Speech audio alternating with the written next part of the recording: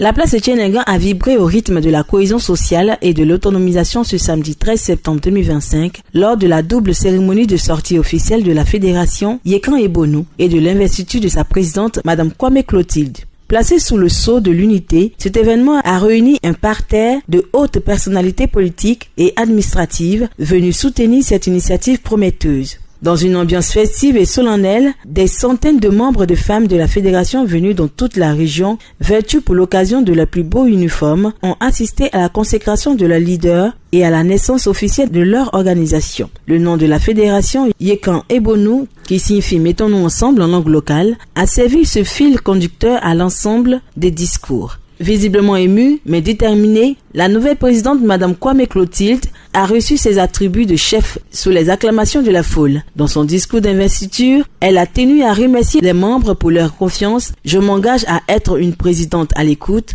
une présidente d'action, pour que la voix de chaque membre soit entendue et que nos projets deviennent réalité. L'événement était rehaussé par la présence de figures majeures témoignant de l'importance accordée à cette initiative. En sa qualité d'invitée d'honneur, la ministre de la Femme, de la Famille et de l'Enfant, Madame Nasseneba Touré, a salué la mobilisation exceptionnelle des femmes de la fédération. Chaque fois que des femmes décident de s'unir pour une cause commune, c'est toute la Côte d'Ivoire qui avance. La fédération Yekan Ebonou est un exemple éclatant de ce que nous pouvons accomplir lorsque nous mettons en commun nos forces. Le gouvernement, sous l'impulsion du président de la République, encourage et soutiennent fermement cette initiative qui sont le socle de l'autonomisation des femmes et de la stabilité sociale. Le parrain de la cérémonie, le ministre de l'Équipement et de l'Entretien routier, M. Amédée Kouakou, a affirmé son engagement personnel à accompagner la fédération. Être parrain, c'est plus qu'un titre honorifique. C'est une mission d'accompagnement. Je suis impressionné par votre organisation et votre vision. Et je suis convaincu que Yekan Ebonou sera un partenaire de développement essentiel pour la région. Vous pouvez compter sur mon soutien pour la réalisation de vos projets structurants.